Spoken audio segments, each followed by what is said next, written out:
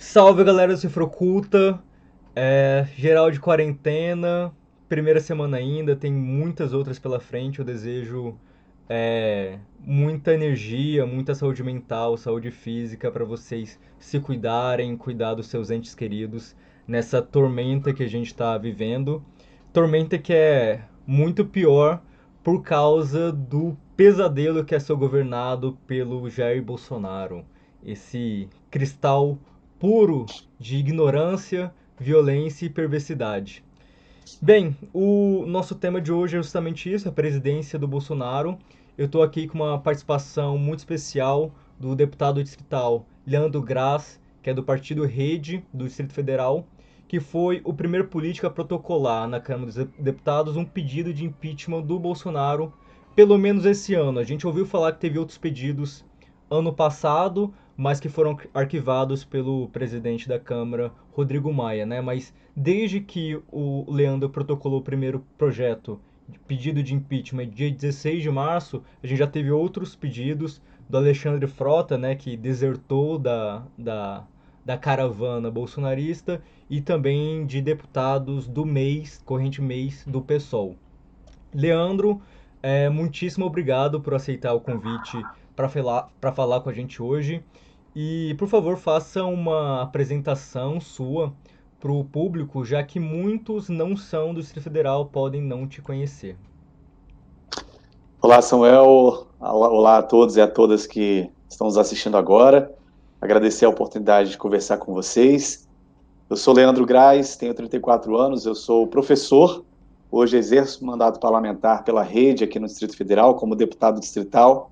Aqui em Brasília a gente não tem prefeito e nem vereador, né? Então acaba que o deputado distrital ele acumula a função legislativo municipal, estadual, o Distrito Federal um híbrido. E desde o ano passado eu venho exercendo esse mandato, priorizando a pauta da sustentabilidade e a pauta da educação, são as duas grandes agendas nossas.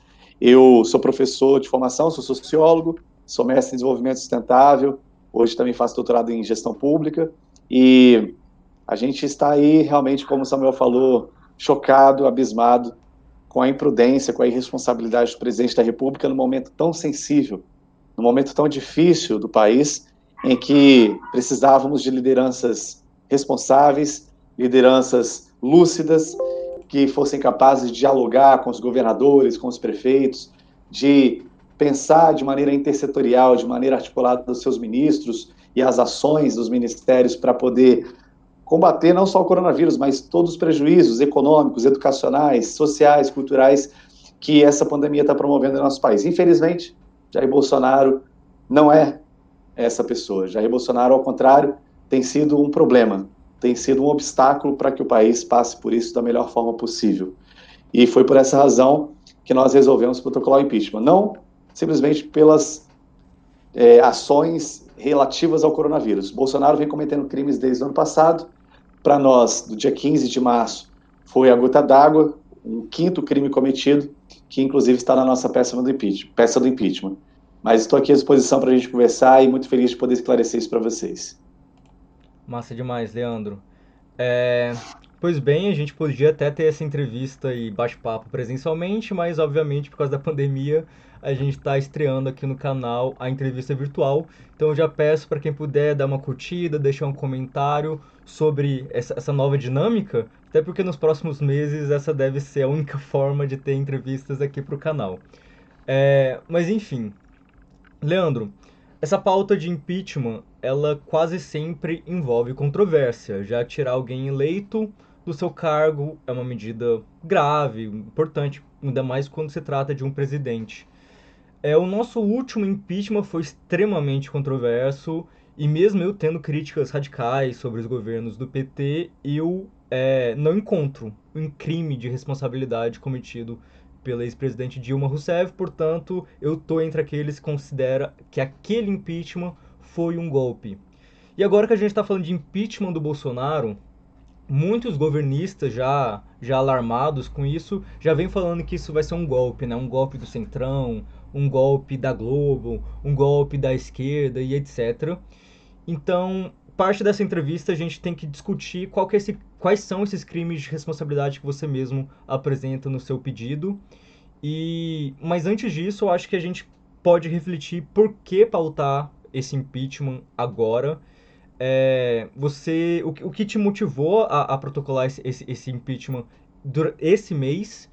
E como é que você está vendo a tramitação possível desse projeto ao longo dos próximos meses, que vão ser muito atípicos, porque o impeachment geralmente depende de muita mobilização, né? A gente teve isso com o Collor, a gente teve isso com a Dilma, e agora, por causa da pandemia, as pessoas não podem se aglomerar nas ruas para fazer uma manifestação pró-impeachment.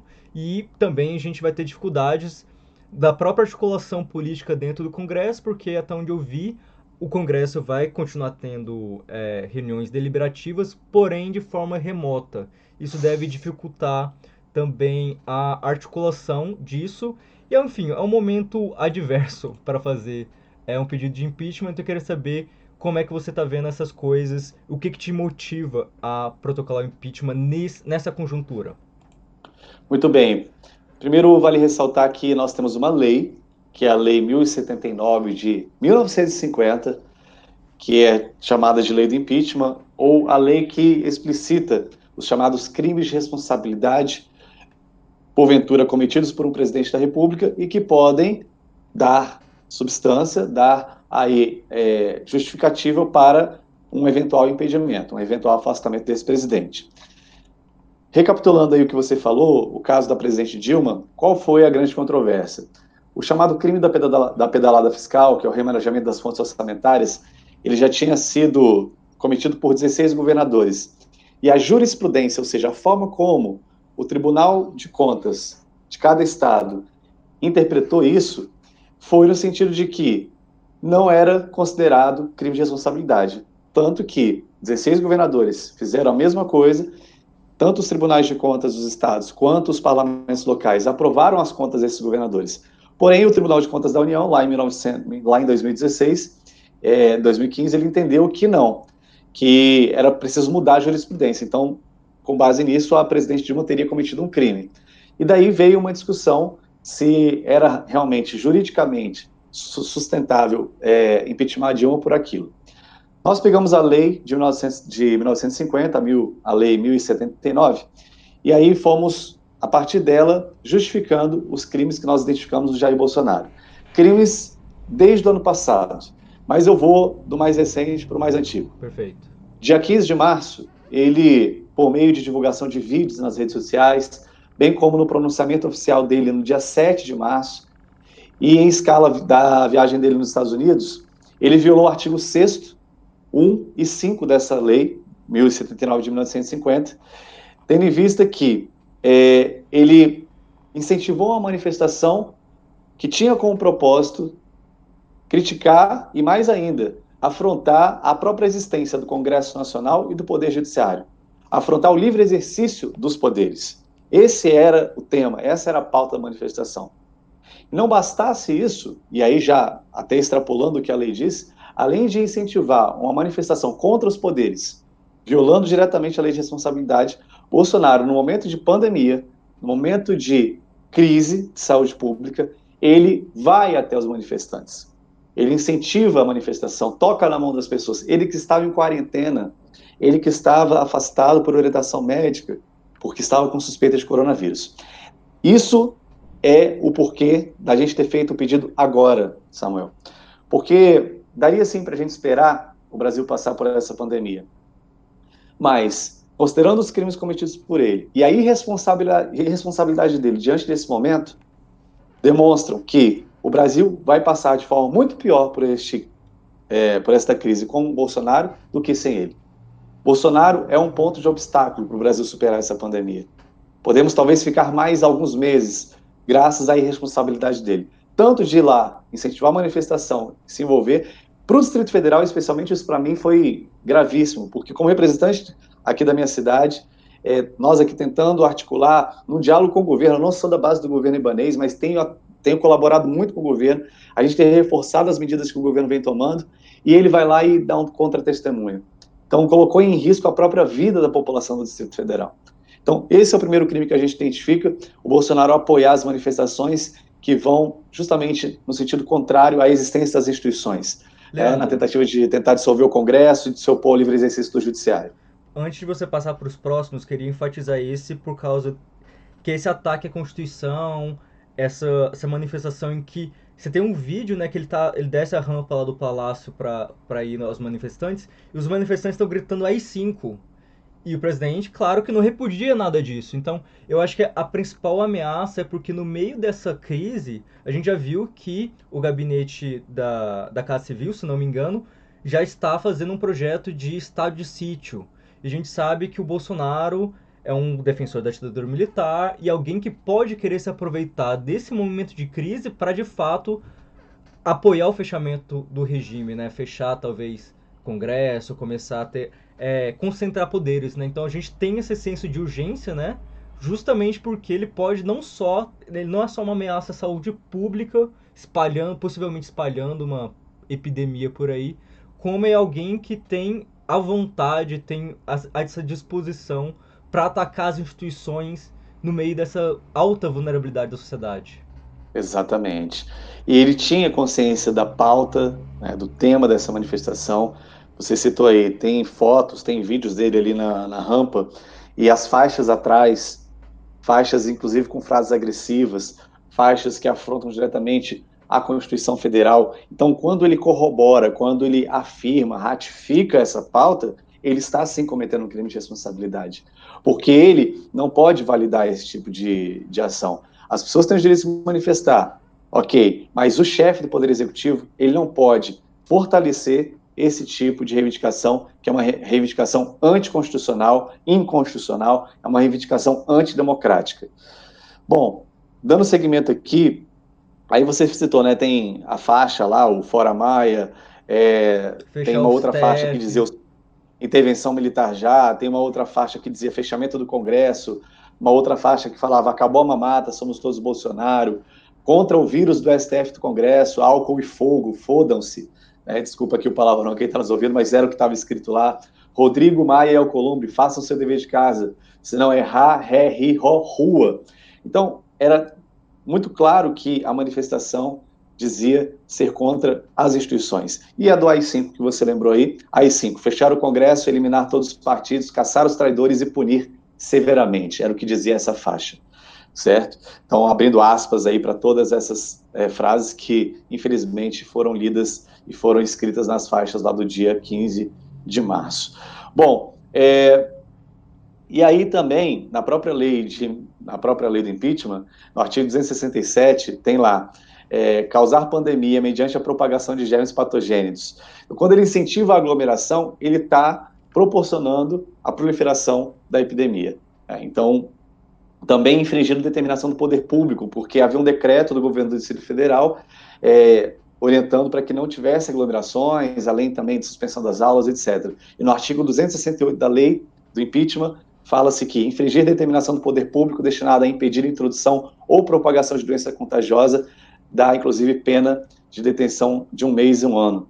Tá? Desculpa, eu falei errado.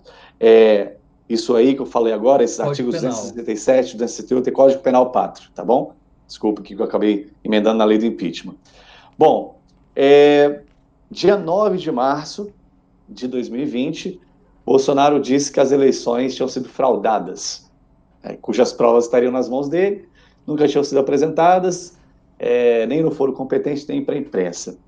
E aí, com isso, ele viola o artigo 6º e 5 da Lei 1079 de 1950, de forma muito clara, onde diz lá que, vou achar aqui de certinho para você, aqui, artigo 6º, de novo, opor-se diretamente e por fatos ao livre exercício do Poder Judiciário ou obstar por meios violentos o efeito de seus atos, mandatos ou sentenças, tá? No inciso 5 do artigo 6º. Bom, dando continuidade aqui, então essa declaração de 9 de março, afrontando aí as eleições de 2018, o seu resultado. Além disso, a gente lista aqui mais 2 crimes, mais 3 crimes. Um é a declaração indecorosa à jornalista, Patrícia Campos Melo, no dia 19 de fevereiro de 2020. O crime não é contra a Patrícia, né, diretamente. O crime, ele é relativo à ofensa, né, a qualquer pessoa. a qualquer figura, seja ela pública ou não, e aí, mais uma vez, ele violando a lei de responsabilidade. Além disso, a publicação na rede social de conteúdo pornográfico lá no Carnaval de 2019, certo? E, por fim, o terceiro crime que a gente... Não sei se vocês lembram dessa do Carnaval, mas foi aquela história do Golden Shower, né? Que ele publicou o vídeo lá das pessoas no meio da rua e tal, na sua própria rede social. E aí, no artigo 9º da Lei de Responsabilidade, fala que são crimes de responsabilidade contra a probidade na administração proceder de modo incompatível com a dignidade, a honra e o decoro do cargo. Então, essa é a nossa interpretação. E aí, por fim, a determinação expressa de comemoração do golpe militar de 64, direcionada às Forças Armadas em 25 de março de 2019. Daí, aí, mais uma vez, a gente volta ao crime de responsabilidade, lá na Lei 1079, no artigo 7º, onde se fala que é crime de responsabilidade incitar militares à desobediência à lei ou à infração à disciplina. A gente sabe que o golpe militar de 64 e toda a ditadura de 21 anos violou direitos humanos, violou vida, liberdade, entre outras garantias fundamentais. Então, na medida que o presidente incita a comemoração do golpe e a comemoração desse que é o período mais sombrio, mais perverso da história brasileira, ele está violando a lei de responsabilidade. Então, com base nesses 5 crimes e nesses artigos que eu citei, foi que nós fundamentamos a nossa peça. Agora, Samuel, de fato, o impeachment nunca é um processo meramente jurídico. Apesar de que, se nós fôssemos realmente republicanos e fiéis ao que a Constituição manda, bastaria o fator jurídico. Porém, a gente demanda um contexto político. Eu dei uma entrevista essa semana, inclusive, para o Estadão, falando que o contexto político, ele sempre é construído, ele é criado. Por isso que eu acredito que agora o presidente Rodrigo Maia, da Câmara Federal, ele não vai acatar o pedido. Porém, dependendo do andar da carruagem, de como o Bolsonaro continuar se comportando nesse momento de crise, é possível que os congressistas entendam, não dá mais. Na minha visão, já não dá mais há muito tempo. Bolsonaro, ao longo desses dias, dessas semanas, tem sido uma catástrofe nas suas declarações, nas coletivas de imprensa. A gente viu aquela que ele fez com os ministros utilizando a máscara, pegando a máscara errado, dando um contra-testemunho.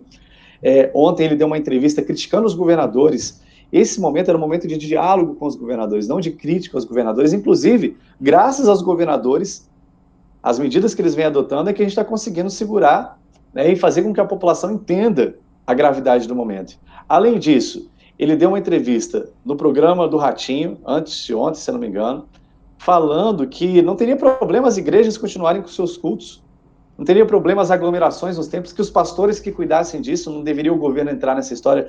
Vejam a irresponsabilidade. Então, o que eu falei, inclusive, para essa entrevista que eu dei para o Estadão foi, olha, além do fator jurídico e da decisão do Rodrigo Maia, existe uma circunstância pública, uma circunstância social que exige o afastamento imediato do Jair Bolsonaro. Imediato. Bolsonaro continuar na liderança do país neste momento é um crime contra a sociedade, porque ele está agindo contra a população. As poucas medidas que foram anunciadas, tanto pelo Ministério da Saúde quanto pelo Ministério da Economia, foram graças aos ministros. E Bolsonaro vem dando contra-testemunho. Bolsonaro gravou um vídeo no final de semana falando sobre substâncias, sobre remédios que estavam sendo testados no combate ao coronavírus. Esse vídeo viralizou. A quantidade de pessoas que, a partir dessa gravação que ele fez, começaram a acreditar que já tinha remédio, foram para a farmácia comprar. Tirando o remédio que precisa. Exatamente, são remédios para pessoas com doenças crônicas, com lúpus, entre outras. E essas pessoas já não estavam mais conseguindo ter acesso ao remédio, porque acabou o remédio em muitas farmácias. Então, olha a gravidade disso. Não existe remédio para o coronavírus, não existe vacina para o coronavírus. Os protocolos científicos demoram meses, às vezes anos, para serem concluídos. Então, vejam como ele está jogando contra os próprios ministros. O Mandetta, a gente tem que reconhecer aqui, que embora seja parte desse governo catastrófico, o Mandetta vem fazendo um trabalho minimamente responsável. O Mandetta vem dando coletivas, orientando a população. O Ministério da Saúde tem conversado com as secretarias de saúde, tem se esforçado. O Mandetta é um médico, ele sabe o que está acontecendo, ele tem consciência disso. Perto dos outros ministros, ele até parece um estadista. Ele parece mesmo, e ele tem que fazer um elogio aqui, ele está fazendo o papel dele, está fazendo corretamente o papel dele, mesmo com o presidente do lado ali, dando contra-testemunho, atrapalhando o ministério. Havia aí, inclusive, rumores de que o Bolsonaro estava querendo sabotar o Mandetta, de que ele estava ali querendo de alguma forma desgastar o Mandetta. Tem ali alguns choques de discurso entre a Anvisa e o Ministério da Saúde, mas isso aí talvez seja para um outro momento. Mas, por outro lado, o Ministério da Economia também tentando ali trabalhar em medidas para proteger o setor produtivo, para impedir que haja desemprego no país, e o presidente lá, só dando declaração polêmica, conturbada, que coloca o país em nível de desestabilização absurdo.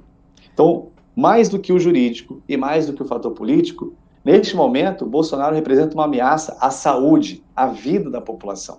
Então, são as condições jurídicas, as condições políticas, e agora existe uma terceira condição, que é a condição de sobrevivência do povo brasileiro. Da nossa capacidade de passar por isso sem um número absurdo de mortes, como está acontecendo na Itália, como aconteceu na gripe espanhola aqui no início do século XX. Parece que a gente está voltando um século de fato. 100 anos atrás. Né? Então, eu estou colocando isso aqui porque é preciso considerar que não é simplesmente uma decisão política, não é simplesmente uma avaliação jurídica.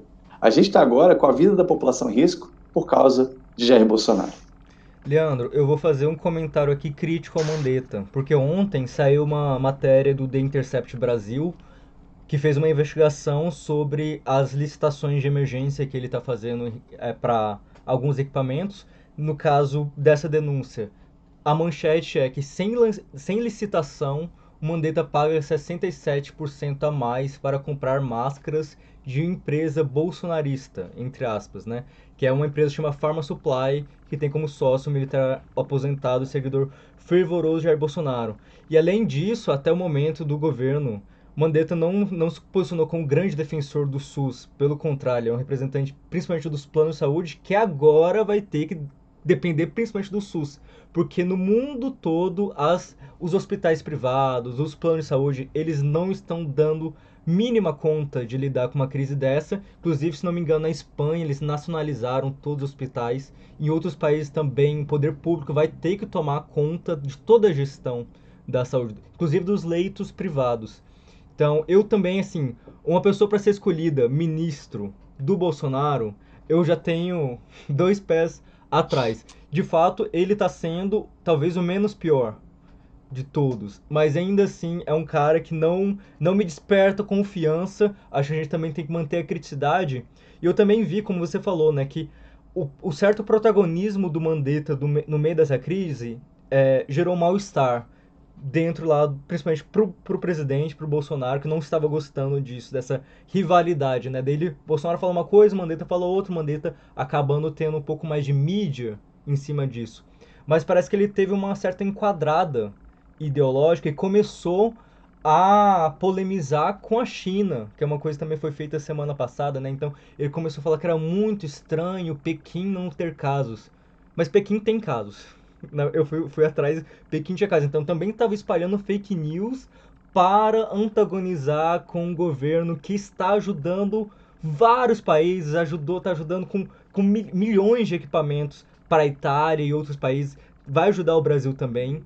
A gente está tendo um momento de dualidade de poderes, né? Porque os governadores do Nordeste estão tomando medidas mais drásticas e no meio dessa crise eles entraram em contato com o embaixador chinês que falou que ia ajudar esses governadores, e a gente está tendo essa grande disputa, né? Porque a gente tem, de um lado, Trump e Bolsonaro tentando colocar toda a culpa na China. A China é culpada pela pandemia, portanto, eles que têm que arcar com os custos.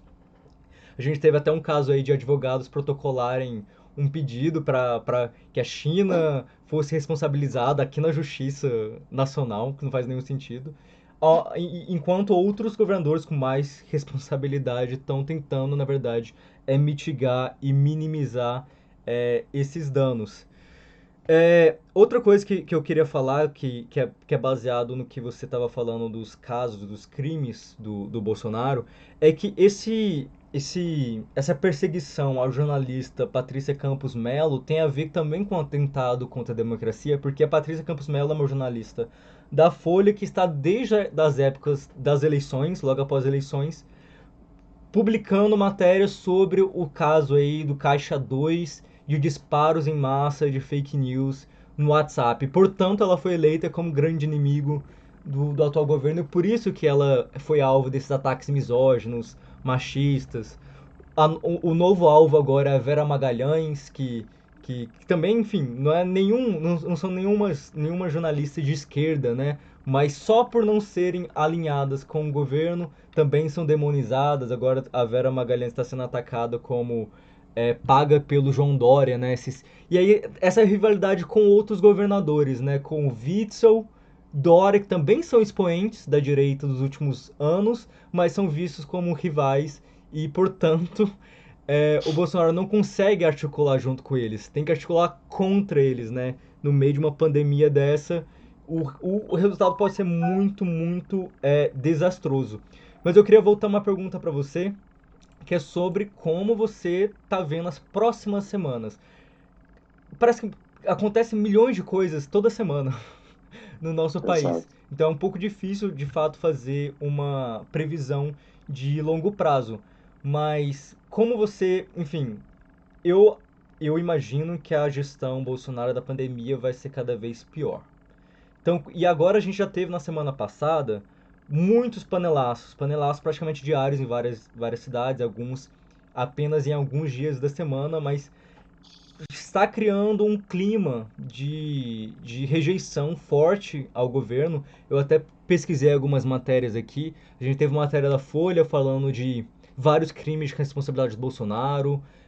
A gente teve uma reportagem no El País falando que a gestão do Bolsonaro do coronavírus é reprovada por 64% da população e já 45% se diz a favor de um impeachment. E a gente está no começo dessa crise. A gente teve falas como da Janaína Pascoal e do Miguel Reale Júnior, né, que foram os autores do pedido de impeachment da Dilma Rousseff contra o Bolsonaro. A Janaína falou que as autoridades têm que se unir e pedir para ele se afastar, que a gente não tem nem um tempo para fazer esse processo de impeachment, ela já está defendendo a renúncia do Bolsonaro e que o Mourão assuma. Já o Miguel Reale Júnior falou que seria o caso, abre aspas, seria o caso de submetê-lo a uma junta médica para saber onde está o juízo dele. O Ministério Público pode requerer um exame de sanidade mental para o exercício da profissão. Bolsonaro também está sujeito a medidas administrativas e eventualmente criminais. Assumir o risco de expor pessoas a contágios é crime. E também teve os advogados pela democracia, que é uma associação de advogados, que pediu formalmente esse laudo médico de sanidade mental e, no caso de uma insanidade mental, pedir a interdição, que seria uma forma também de apear o Bolsonaro do poder sem passar por toda a tramitação lenta, complicada de um processo de impeachment. No caso dos advogados, eles falam que abre aspas, estão presentes graves indícios que sugerem, indubitavelmente, a incapacidade do representado para os atos da vida civil, sua falta de pleno discernimento e de condições para continuar no cargo.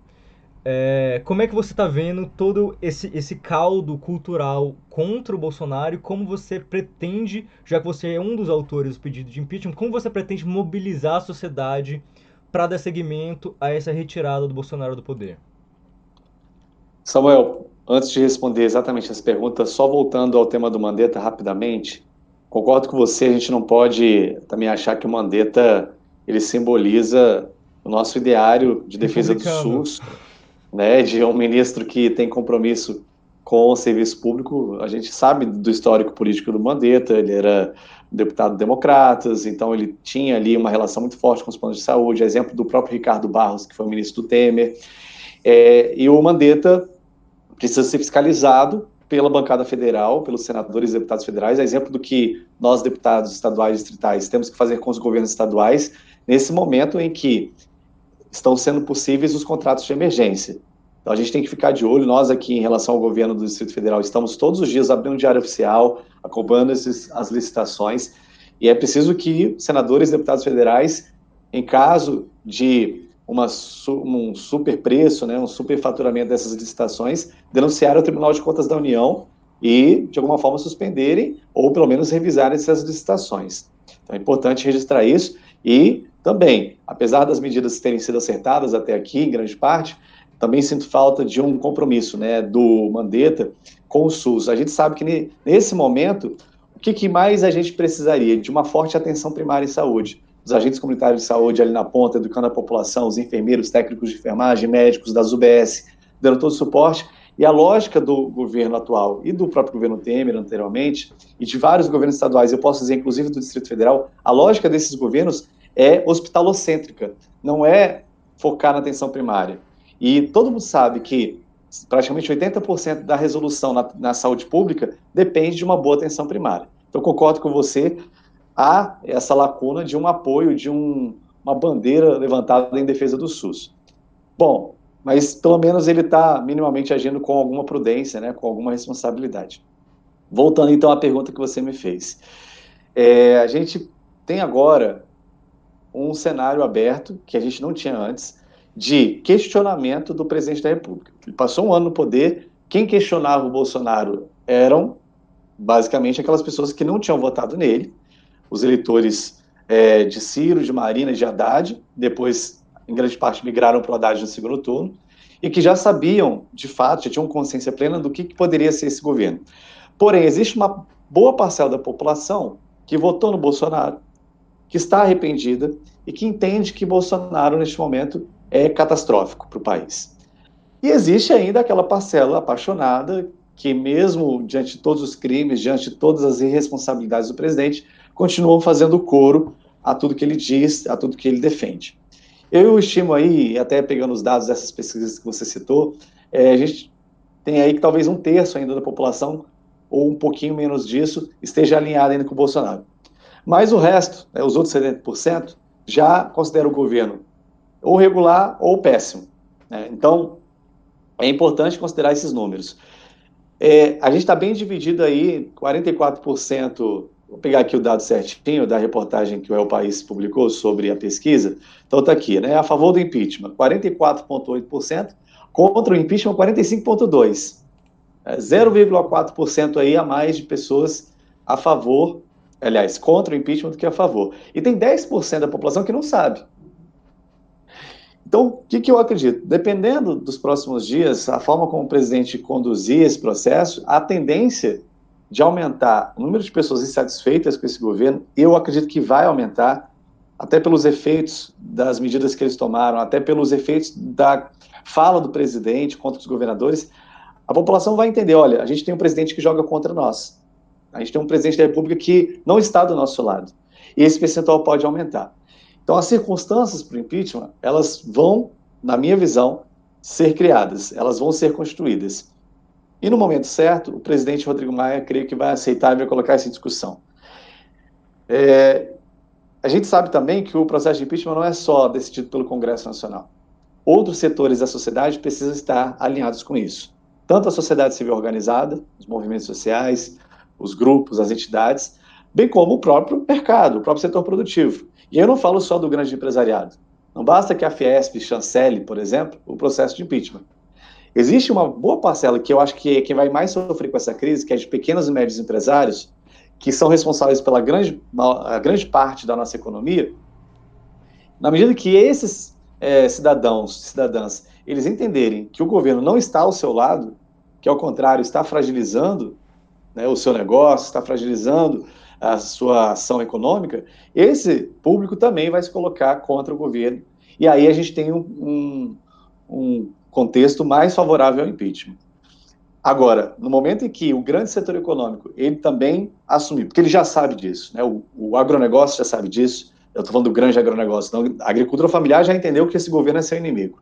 Agora, o grande agronegócio, as grandes indústrias, e até parte do setor financeiro compreender que o governo só prejudica, aí sim não vai ter como inviabilizar o impeachment. O impeachment não é uma decisão meramente dos parlamentares, porque boa parte dos parlamentares representa tanto o agronegócio quanto o setor produtivo e a sociedade civil organizada. E é preciso que haja esse movimento. Da minha parte, o que eu tenho feito é tentar esclarecer o porquê que eu fiz o pedido de impeachment. A gente não tem condições de mobilizar, tem já algumas petições públicas na internet aí rolando, mas ainda mesmo que sejam 200, 300 mil pessoas assinando, é pouco, né, no espectro de 200 e poucos milhões de pessoas, é muito pouco. O impeachment depende exclusivamente, na minha visão, prioritariamente, aliás, não exclusivamente, mas prioritariamente, de uma articulação entre os setores da sociedade, principalmente a sociedade civil e setor produtivo, principalmente os pequenos e médios empresários, que são realmente aqueles que geram emprego, que movimentam a nossa economia. Então, quando houver essa comunhão de entendimento, aí sim, eu acho que o governo Bolsonaro acabou de vez. É isso que a gente espera, que haja um sentimento de consciência, haja aí a divulgação de informações. Então, o que você faz nesse momento é muito importante, dar esse espaço para que a gente explique por que do impeachment de Bolsonaro. É preciso que essa pauta ela seja reverberada, as razões do impeachment sejam reverberadas e, principalmente, que a gente marque posição crítica às ações que ele vem realizando nesse momento. Porque as pessoas elas vão entendendo aos poucos. É um processo pedagógico. Não é de uma hora para outra. Pediu impeachment, amanhã tem que ter impeachment. Não. Há que se fazer a pedagogia de conscientização, de esclarecimento da população sobre o que significa Jair Bolsonaro nesse momento. Concordo até com alguns desses personagens que você citou. O ideal era afastá-lo imediatamente. Imediatamente. Ele não tem humildade, ele não vai reconhecer que ele faz mal ao país nesse momento. Você citou aí essa divisão de protagonismo. Veja só a forma como ele falou na entrevista coletiva, né? Quando o time vai bem, tem que reconhecer o papel do técnico. E ele disse, abre aspas, o técnico é Jair Bolsonaro. Menosprezando o trabalho dos ministros, desprestigiando as ações que têm sido feitas pelos seus próprios colegas. Então, olha só a incapacidade dele, inclusive, de ser líder, de coordenar, né, de trazer as pessoas para perto. Nesse momento, apesar das nossas diferenças ideológicas, era uma grande oportunidade do país convergir. Do país convergir. Isso está acontecendo nos estados. Eu sou um crítico do Ibanez, eu sou um opositor do Ibanez aqui no Distrito Federal, eu venho mostrando as irregularidades desse governo desde o início, já apresentei mais de 20 ações no Tribunal de Contas, a gente vem pautando diversas questões que eles deixaram a população sofrer, a falta de assistência social, mas nesse momento eu não posso me furtar ao diálogo com o governador, eu não posso me furtar a virar as costas e continuar batendo no governo, só mostrando o lado negativo.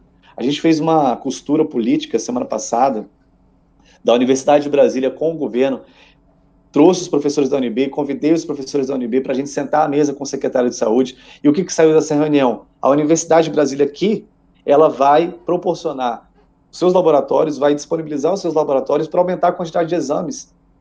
Então, vejam, nesse momento, as nossas visões ideológicas, políticas, elas não podem estar acima do interesse da população, do bem e da saúde. Por que o Jair Bolsonaro, através do Ministério da Educação, não ativa as universidades federais, não dialoga com os governadores para que as universidades estaduais também estejam em sintonia, disponibilizem seus laboratórios, suas ferramentas para aumentar o número de testagem? Todos os países como Coreia, Singapura e outros que fizeram um controle mais adequado daquela curva, né, que a gente tem tanto falado, eles aumentaram o número de exames. Mas o presidente não vai fazer isso porque ele não tem capacidade, não tem liderança e ele não tem humildade de entender o papel institucional, a relevância das universidades públicas. Vai continuar nessa guerra ideológica medíocre, protagonizada por aquele ministreco que é o Weintraub, criminalizando as universidades públicas, criminalizando a ciência no Brasil. Não sei se você viu ontem o post do Weintraub, criminalizando os filósofos, os antropólogos. Nem sabe o que é antropologia, não pegou no livro de antropologia, provavelmente, é um alienado, é um ignorante. Infelizmente, a gente está vivendo isso. Então, o afastamento do Bolsonaro, inclusive, serviria para a gente afastar também Weintraub, serviria para a gente afastar Ricardo Salles, porque o Ministério do Meio Ambiente também tem um papel muito importante nesse processo agora, porque além do coronavírus, a gente está tendo dengue em vários lugares do Brasil. E a importância do Instituto Chico Mendes, a importância do IBAMA, no controle biológico, no acompanhamento das áreas rurais, entre outras tantas ações que estão relacionadas à saúde pública, eram fundamentais antes do Ricardo Salles chegar. Então, afastar o Bolsonaro agora, inclusive, ajudaria a gente a dar uma limpada ali nessa contaminação política que é o governo federal, com pessoas como Weintraub e Salles, além de outros que a gente poderia citar aqui. Mas vamos aguardar e eu espero que o Rodrigo Maia tenha a lucidez de entender que o Brasil só perde com o Bolsonaro daqui para frente e vai perder cada vez mais. E é importante também que os empresários sérios desse país se conscientizem disso. É importante que os movimentos sociais estejam unidos nesse momento. A gente não pode também dividir o campo progressista. Tem muita vaidade no campo progressista, Samuel, muita vaidade. Todo mundo quer ser dono da causa, todo mundo quer ser dono da pauta.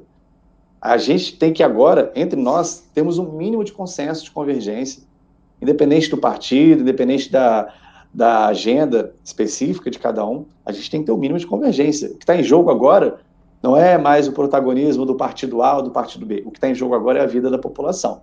Também a gente tem que ter um pouco de humildade e consciência nesse momento. Ninguém é dono de causa alguma, ninguém é dono de pauta nenhuma, somos todos defensores do povo brasileiro. Se nós quisermos realmente ser reconhecidos como progressistas, como republicanos, como democratas. E, infelizmente, o que a gente tem percebido é que não há consenso sequer dentro do campo progressista. É preciso unir forças. Perfeito, Leandro. Comentar só duas coisas, né? Você está falando aí da incapacidade do Bolsonaro e dos seus ministros. O que a gente tem não é simplesmente um governo, um governador, um presidente de direita ou de extrema direita. A gente tem um antipresidente, a gente tem antiministros. O propósito de Ricardo Salles é a destruição do meio ambiente, é fazer mineração em terra indígena. A gente tem, no caso do Weintraub, né, ministro da Educação, que é contra a educação pública. Então a gente é uma situação muito bizarra. Bizarra, o nosso governo é bizarro. E o que você está falando é de vaidade no campo progressista, de fato, eu reconheço isso também. Eu que sou do PSOL, eu espero que o pessoal do PSOL não fique enciumado de eu ter entrevistado você e não alguém do mês, etc. Mas essa questão aí do consenso, né? Por exemplo, boa parte do PSOL também é fora Bolsonaro, mas está tendo muita divisão em relação a essa questão do como. Como a gente vai mobilizar uma pauta dessa importância nessa conjuntura, ainda mais porque a gente teve o caso do impeachment do Trump nos últimos meses, que foi engavetado no Senado estadunidense. E muitas pessoas falando que quando um presidente se defende com eficácia, consegue engavetar um processo de impeachment, ele sai fortalecido. Então, algumas pessoas estão com esse receio de não conseguir, não ter força social suficiente para aprovar o impeachment, e isso pode trazer um Bolsonaro mais forte nos próximos meses. Mas, enfim, essa é uma discussão difícil que as organizações estão tendo atualmente, mas enquanto isso, a gente realmente precisa fazer um esforço de uma unidade, né, de uma frente ampla contra a ameaça de um golpe do Bolsonaro no Brasil, ameaça diversas ameaças, seja as negligências criminosas, seja os ataques criminosos do governo, né? Ano passado a gente teve coisas muito graves, como o Dia do Fogo na Amazônia e as falas do Bolsonaro também minimizando isso, falando que não era intencional, que era um fenômeno natural. Teve o abuso de poder contra o Ricardo Galvão, salvo engano o nome do diretor, ex-diretor do INPE, né? Que estava mostrando os dados sobre as queimadas, desmatamento e foi apeado do poder. Outro caso que a gente também poderia dizer de um crime de responsabilidade, né, um abuso de poder.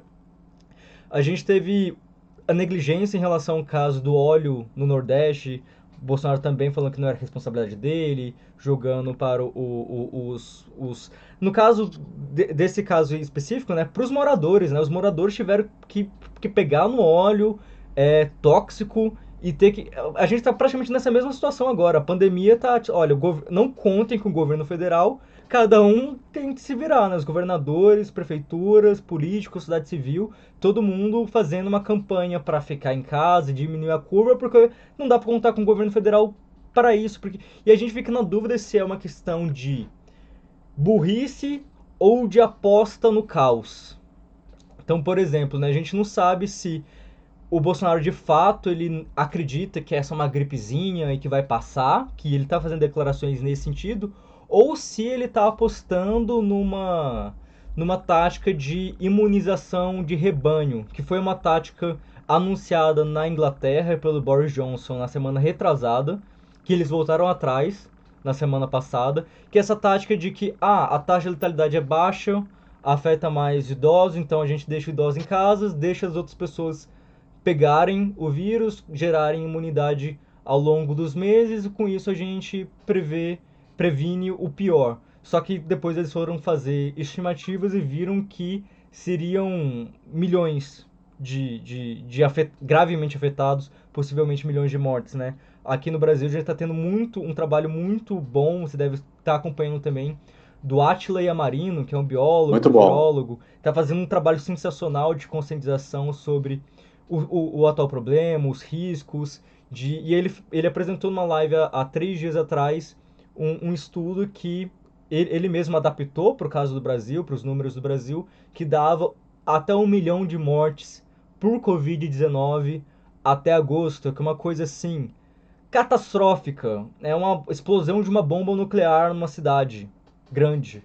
É uma questão extremamente dramática e mesmo o cara sendo especialista, tendo estudado coronavírus no pós-doutorado, etc. Depois disso, a gente viu a base bolsonarista atacando ele, falando que ele estava sendo alarmista, irresponsável, espalhando fake news.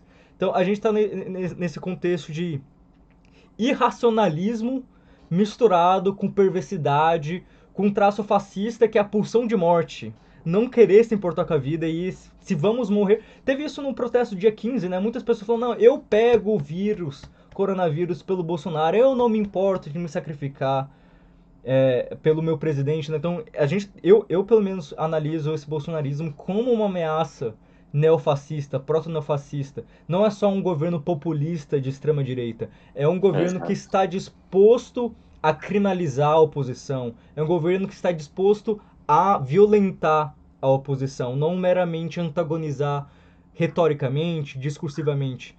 E está disposto a fechar o regime e mobilizar as massas, né? Então não é só uma ameaça de ditadura, é uma ameaça fascista porque um grande diferencial do fascismo para as ditaduras militares é que a ditadura ela é repressiva das mobilizações, enquanto o fascismo ela quer sempre galvanizar o máximo da população para estar na rua apoiando o grande líder e etc. Então a gente tem, ao meu ver, um cenário de fato muito preocupante e por isso independentemente das diversas visões, né? Por exemplo, aqui no canal todo mundo sabe que eu sou marxista, que eu defendo uma visão de socialismo, que eu defendo possivelmente avançar para uma ruptura revolucionária, mas e eu critico também vários progressistas, liberais, mas eu também apoio liberais progressistas no que eles acertam, no que a gente pode unir forças contra esse mal que é muito, muito maior dessa ameaça fascista no Brasil.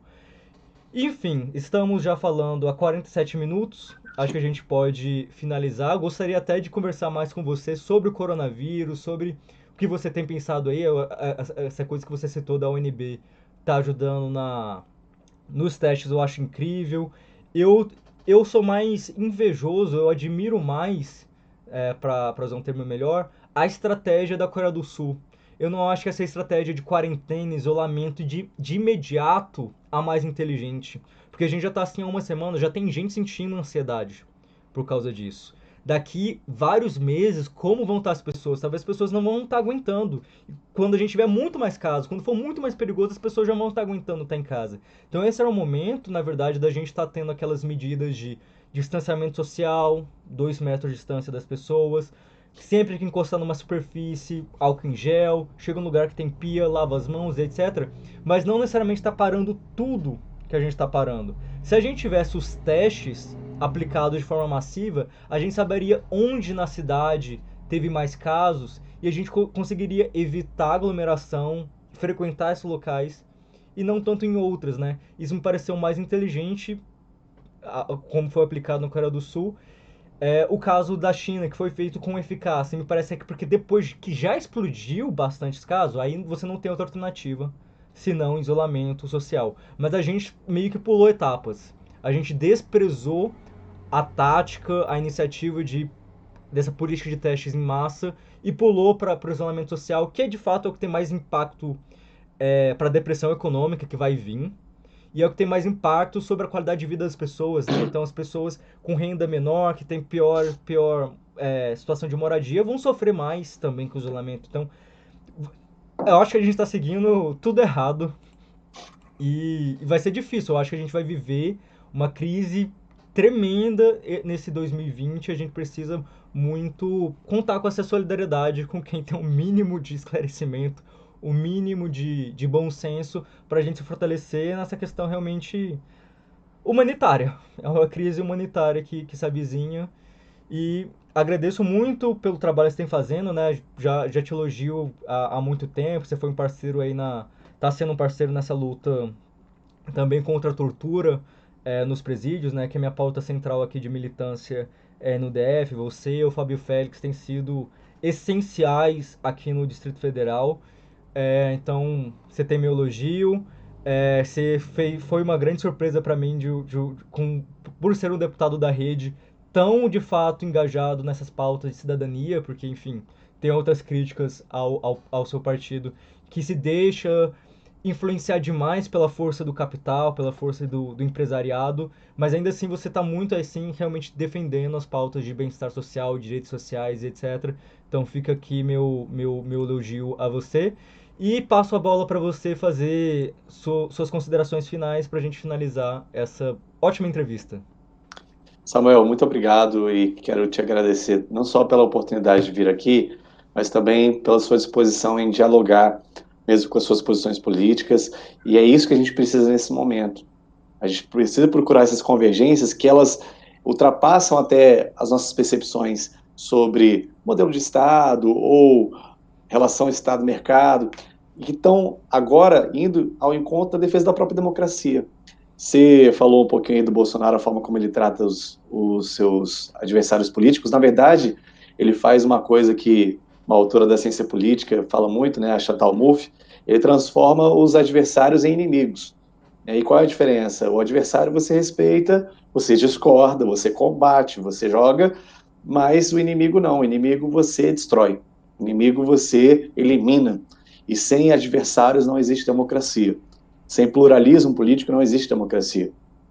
E essa disputa, ela é sempre uma disputa por hegemonia. E essa hegemonia, ela de fato pode se revezar. E não é o que a gente está vendo ele construir. O Bolsonaro ele quer construir uma hegemonia definitiva. Ele quer construir um modelo de sociedade, um modelo de política que não tenha antítese, que não tenha contrapontos. Então ele criminaliza os jornalistas que o questionam, ele criminaliza os partidos políticos que o criticam, ele criminaliza tudo e todos que vão, muitas vezes, numa outra direção que não é a que ele propõe. Inclusive a própria sociedade. Eu estava até resgatando aqui o, o post do Paul, né? Não sei se você viu ontem, faleceu o pai de uma das pessoas que foram, inclusive, muito importantes para a própria campanha do Bolsonaro, que foi quem apresentou o Paulo Guedes ao Bolsonaro, que é o... Deixa eu pegar aqui o nome dele certinho, aqui, que o pai dele faleceu e ele é descendente de chineses, né? Eu perdi aqui o tweet que eu tinha feito com a foto dele, mas enfim. Uma pessoa importante que ajudou o Bolsonaro a se eleger, mas o pai é chinês e o pai faleceu por causa de complicações de respiração e tal. E aí os próprios bolsonaristas foram lá no perfil dele falar assim, um chinês a menos, fora, um a menos e tal, e foram extremamente desumanos. E ele fez ontem uma postagem falando, né, que se a gente continuasse a permitir esse bolsonarismo animalesco que a gente está vendo, infelizmente o Brasil ele poderia entrar num caminho irreversível. Mas quero aqui dizer o seguinte, Samuel, a gente está numa situação muito delicada. Não é simplesmente discordância do presidente, ou discordância da sua linha ideológica, é um ato de defesa da democracia. As pessoas, em grande parte, ainda não entenderam o que está em jogo. Não entenderam ainda o que significa. Eu acho que você fez uma análise de conjuntura muito boa, mostrando a característica do bolsonarismo, não é uma característica meramente de postura, de visão política, é uma característica de fascismo, uma característica de afronta às liberdades, às garantias fundamentais. A gente aqui tem feito um trabalho de denúncia em relação a isso, de defesa do estado de bem-estar social, da defesa dos direitos e garantias fundamentais, especialmente das liberdades, da garantia do sistema único de saúde, da educação pública de qualidade, para que os mais pobres, os mais vulneráveis não fiquem esquecidos dessa crise. Semana passada eu pautei muito e cobri muito do governo as ações em relação à população em situação de rua. A gente teve um final de semana muito conturbado no setor comercial sul, que é aqui na área central de Brasília, na Ceilândia, no Gama, regiões onde o Estado não está prestando atenção, né, e com populações que estão sendo, mais do que já são, né, esquecidas nesse momento tão sensível. Fecharam os parques, né? Muitas pessoas em situação de rua tomavam banho nos parques. Como é que vai ficar a vida dessas pessoas? A gente pediu para a Caesb lá no Centro Comercial Sul para entregar água, né? Porque não tem água lá para eles beberem. É preciso que agora todo mundo tenha essa sensibilidade. Já tem sido difícil para a gente, né? Que tem casa, que tem comida, que tem renda, passar por esse momento de isolamento, ficar aqui sem as nossas atividades, há um risco de saúde mental, um risco de depressão, da gente baixar a energia, baixar a bola. Mas imagina nas periferias, nas favelas desse país, imagine dentro dos presídios, dentro das unidades do socioeducativo, como que está, né? As visitas estão suspensas durante esse período de isolamento social. Como que vão ficar esses presos? Como que vão ficar as mulheres? Como que vão ficar os jovens que estão nessas unidades? A gente tem que pensar neles também. Os governantes, os líderes públicos têm que ter essa consciência. Tá? A gente agora precisa do máximo de empatia, a gente precisa do máximo de alteridade, do máximo de luta social, inclusive. Mesmo estando isolados, precisa dessa comunicação permanente, dessa denúncia. A gente está aqui fazendo várias indicações ao governo, todo dia a gente faz umas 2, 3, chegou essa demanda, tem essa necessidade, estamos todos no mesmo barco. Agora, claro, com capacidades diferentes, né? Com amparos diferentes. A desigualdade talvez seja o fator mais crucial dessa crise. A gente não pode esquecer da tamanha desigualdade que a gente tem no Brasil e desses públicos mais vulneráveis. É fundamental ter essa consciência.